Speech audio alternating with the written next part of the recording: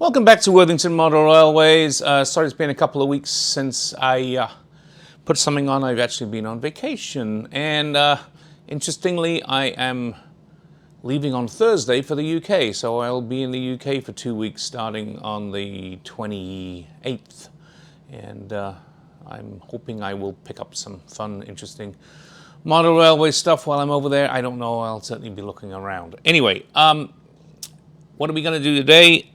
Continuing with that box of older locomotives from the 70s that I found, it's time for some diesels. So let's take a look at some 1970s diesels.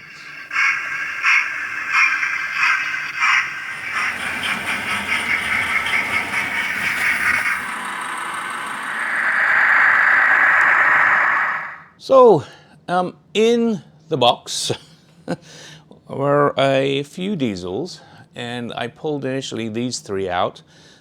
They were all unboxed. They were just wrapped in bubble wrap, so I don't have any documentation for them.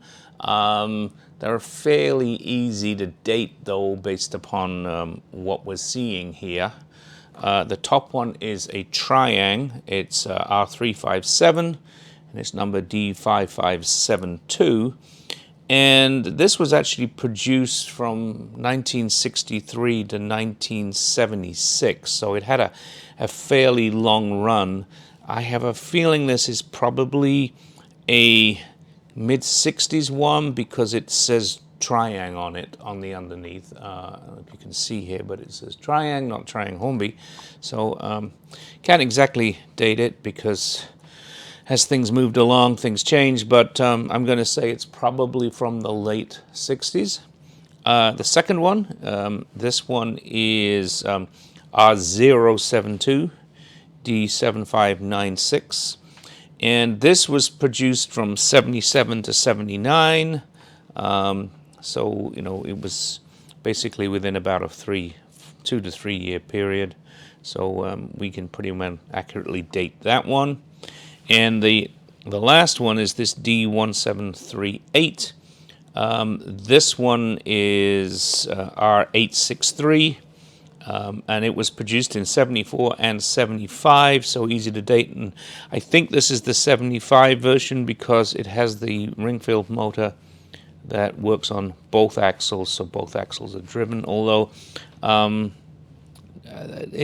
that motor generally drove both axles. The notes from Pat Hammond says that appeared in 75. I have a feeling it might be 74 too, but anyway. So what do we got here? So the bottom one is a Class 47. It's a Type 4 Coco.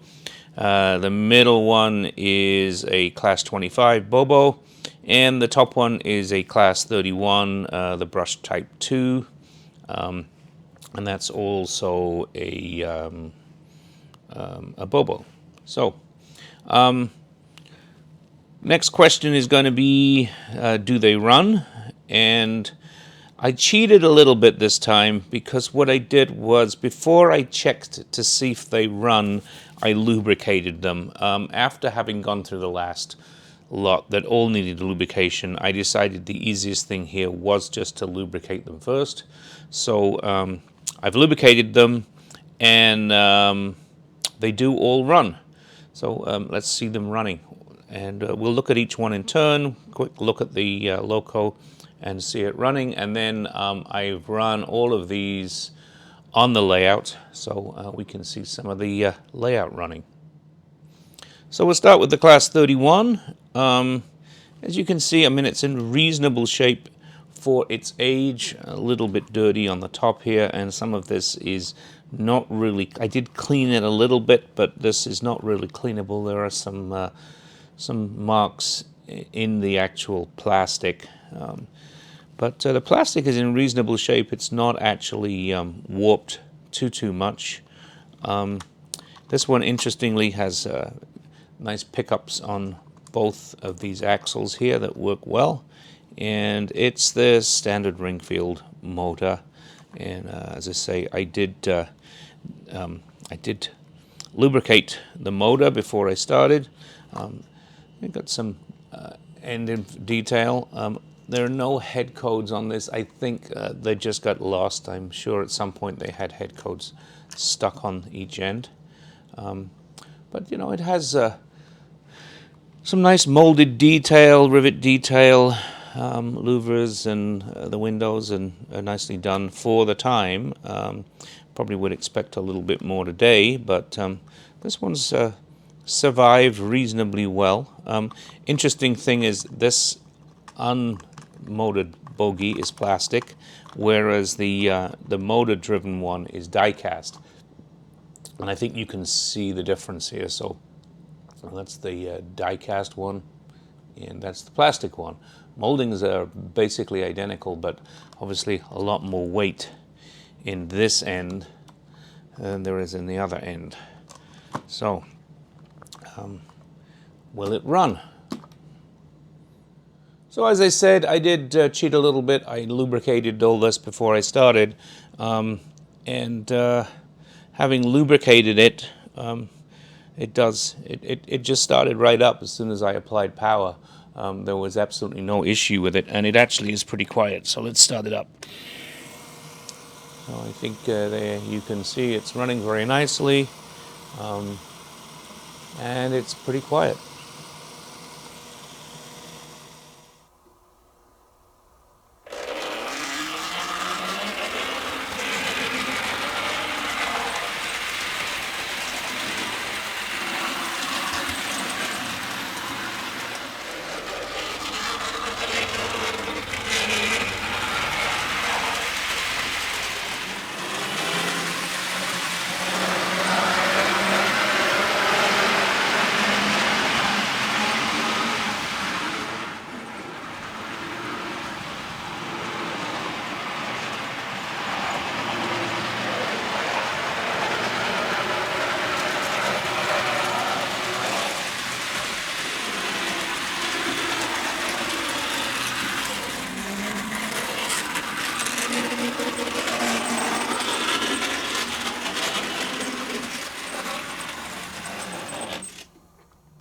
So here we have the Class 25.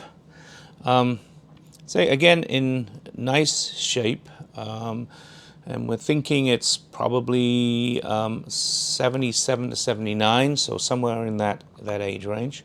It's in pretty good condition. This one does have nice head codes on there. You can see that. Let me just pull this camera up a little so we can see the end better. There we go. Missing some hook on the front coupling, but nothing major there. Again, all molded detail, but nice molded detail. One thing about this, it doesn't have a lot of weight. It has a lot less weight than the other one we just looked at. And you see both of the bogies on this are both plastic. However, it does have the different motor on this. Actually, no, I say it does. It does. It's the same. It's the Ringfield motor. It's the same motor on the motorized bogie. So really very little difference there, and a few markings on here that probably well, it looks like most of it just rubbed off. It's probably from my fingers. So let's see. Again, as I say, pre-lubricated it, and I know it's going to run, but we'll just show it running. There we go. So this one's running quite nicely too, and also, as you can hear, it's pretty quiet. Now, this one also has illuminated head codes. I don't know if you can see that, but depending upon the direction it's running in, the head code should be illuminated.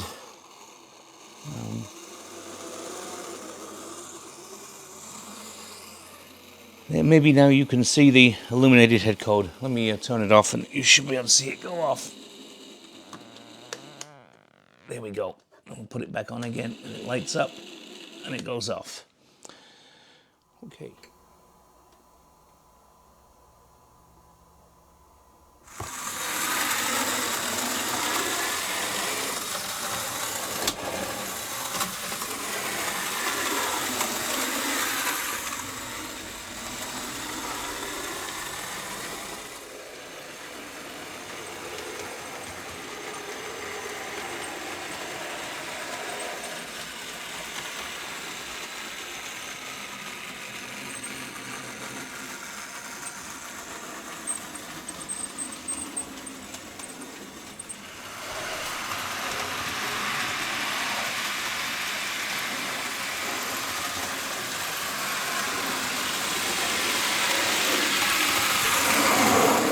So lastly here we have the Class 47, the Type 4 Coco, R863, number D1738.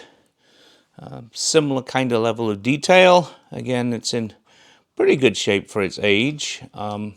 This also has light up head codes, which we'll look at in a minute. And similar amount of molded detail on the bogies. And again, it has the Ringfield motor in it. Nothing unusual or different there. So, and again, it has pickups on the back. And interestingly, 2 of the pickups on the back are for the motor, and 2 of the pickups on the back are for the lighted head codes, which is kind of interesting. And again, I lubricated this one, and this one also runs as well. So let's watch this one run. As you see, this one also runs quite nicely, and I will show you the illuminated head codes on this one. Just one second. The camera around, I think you can see that there. And if I turn it off, pull this light down a bit. If I turn it off, you'll see it go off. There we go. And it obviously reverses for the other end.